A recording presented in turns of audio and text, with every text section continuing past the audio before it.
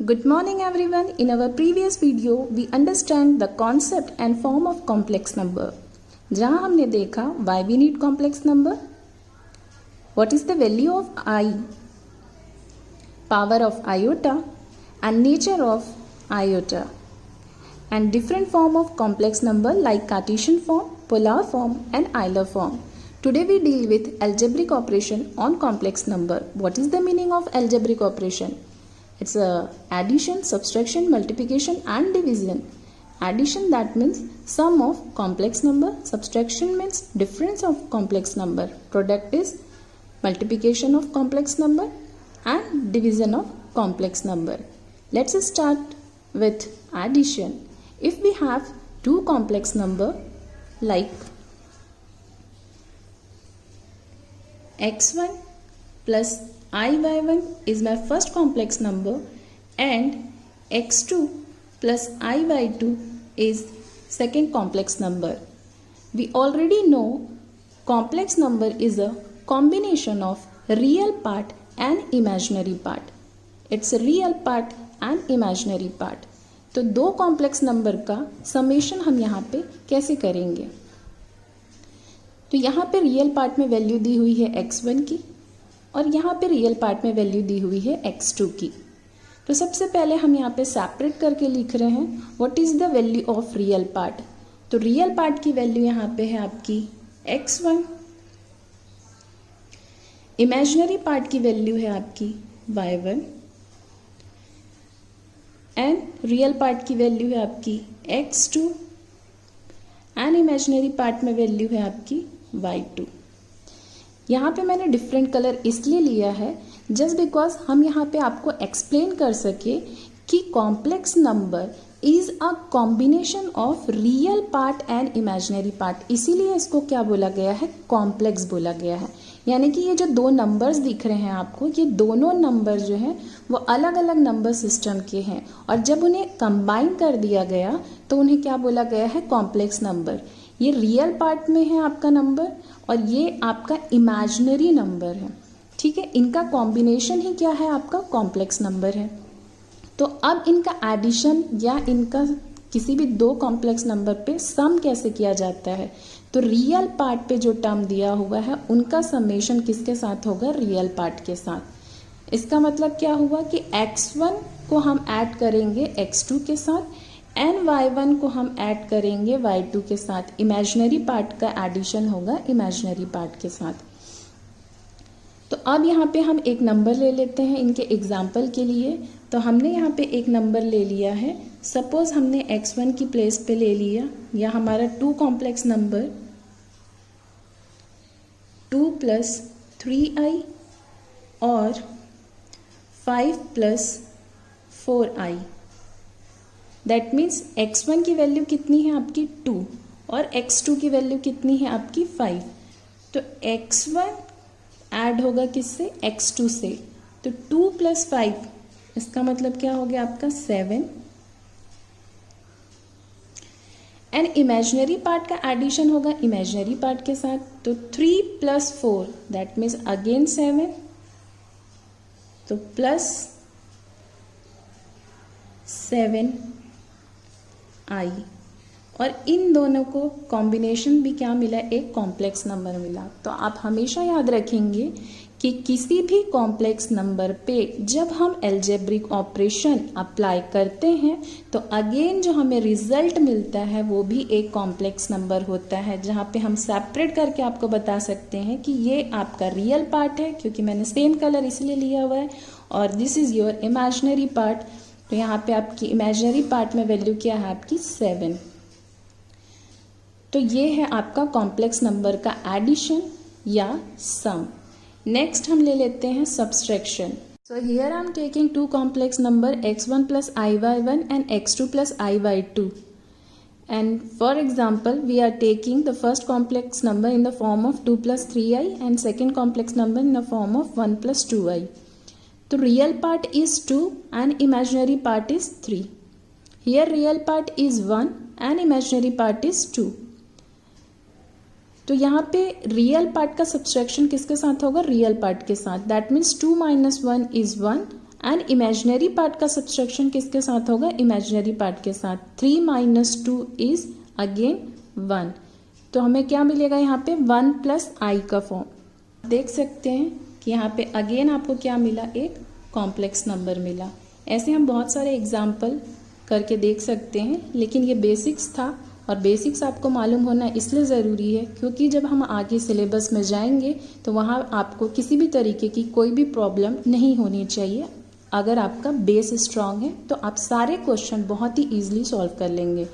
तो हमने यहाँ पे अभी 2 ऑपरेशंस देख लिए हैं, first edition and second subtraction. तो कभी भी कॉम्प्लेक्स नंबर पे ऑपरेशन अप्लाई करने पे अगेन आपको क्या मिलेगा, एक कॉम्प्लेक्स नंबर ही मिलेगा।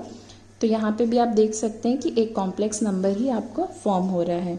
यहाँ पे मैंने सिर्फ पार्ट को लिखा हुआ है, साइन अप्लाई नहीं किया। आप कर सकते हैं यहाँ पे 2 + 3i और यहाँ पे 1 + 2i, ये ब्रैकेट में भी हम लिख सकते हैं, लेकिन हम सिर्फ आपको यहाँ पे ऐड करने के लिए बता रहे हैं, इसलिए मैंने नंबर सिस्टम ही लिखा हुआ है अभी। नेक्स्ट है आपका मल्टीप्लिकेशंस।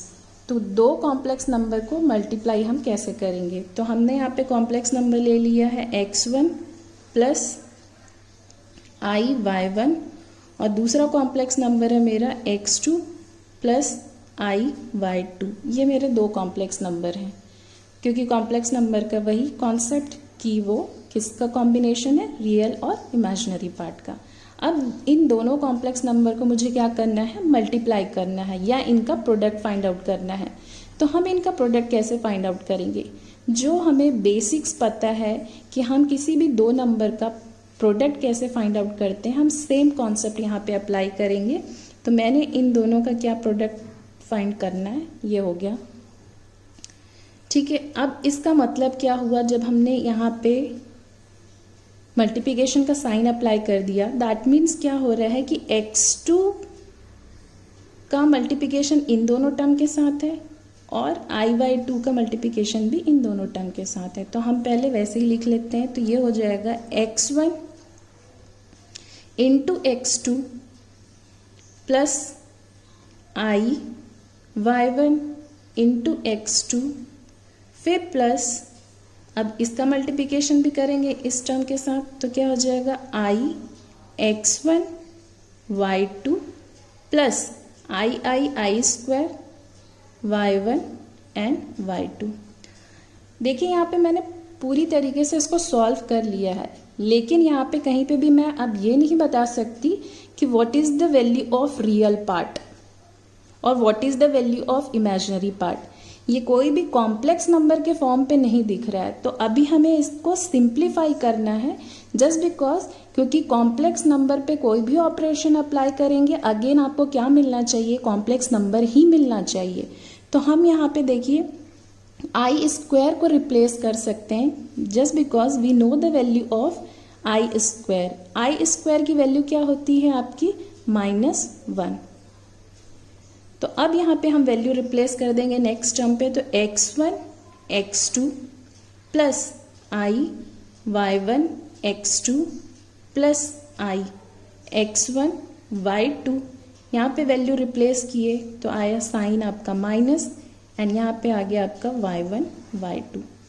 अब ये जो आपके पास टर्म आए हैं, क्या आप इसमें बता सकते हैं कि कौन सा प्योर रियल पार्ट है। तो मुझे यहाँ पे दिख रहा है कि दिस इज रियल नंबर्स, ये भी क्या दिख रहा है आपका टोटल रियल नंबर। तो हम रियल नंबर को सेपरेट करके लिख लेंगे, तो x1 x2 minus y1 y2। फिर हम इन दोनों नंबर को देखिए, ये दोनों इमेजिनरी दिख रहे हैं हमें, इमेजिनरी नंबर्स हैं ये। तो अब हम लिखेंगे इन इमेजिनरी नंबर्स को i(y1 x2) + i(x1 y2)। इन दोनों में से हम i कॉमन निकाल सकते हैं, तो हम अब कॉमन निकाल लेंगे। तो यहाँ पे टर्म आया आपका x1 x2 minus y1 y2 plus i separate करके हमने लिखा y1 x2 plus x1 y2। अब आप देखिए, this is completely real part and this is completely imaginary part. तो रियल पार्ट को हम यहाँ पे तो ये अब मेरा एक कॉम्प्लेक्स नंबर हो गया, तो यहाँ पे हम अपना कैलकुलेशन स्टॉप कर देंगे। इफ़ आपको बोला जा रहा है कि find the real part of ये पर्टिकुलर क्वेश्चंस, तो रियल पार्ट हम यहाँ पे आइडेंटिफाई करके बता देंगे, this is our real part. Imaginary part बोल रहा है तो ये हमारा इमेजिनरी पार्ट है। तो मैं यहाँ पे रियल पार्ट की वैल्यू लिख रही हूँ, क्या आ रही है ये x1 x2 minus y1 y2, और इमेजिनरी पार्ट की वैल्यू है आपकी y1 x2 plus x1 y2। ये हो गया। तो आप इस कलर सिस्टम से समझ सकते हैं कि हम यहाँ पे क्या प्रेजेंट करना चाह रहे हैं। ये आपका रियल पार्ट की वैल्यू अगर पूछा तो आपको ऐसा आंसर देना है, अगर इमेजिनरी पार्ट पूछ रहा है तो आपको ये आंसर देना है। आई आप इंक्लूड नहीं करेंगे यहाँ पे, ठीक है। तो this is all about addition, subtraction and multiplication. अब नेक्स्ट टॉपिक है आपका कि दो कॉम्प्लेक्स नंबर का डिवीजन हम कैसे करेंगे। For division, we need to introduce conjugate of complex number. This is the content of our next video. I hope you like our way of teaching. Please share your experience in comment box. Till then, take care and keep learning. Bye-bye.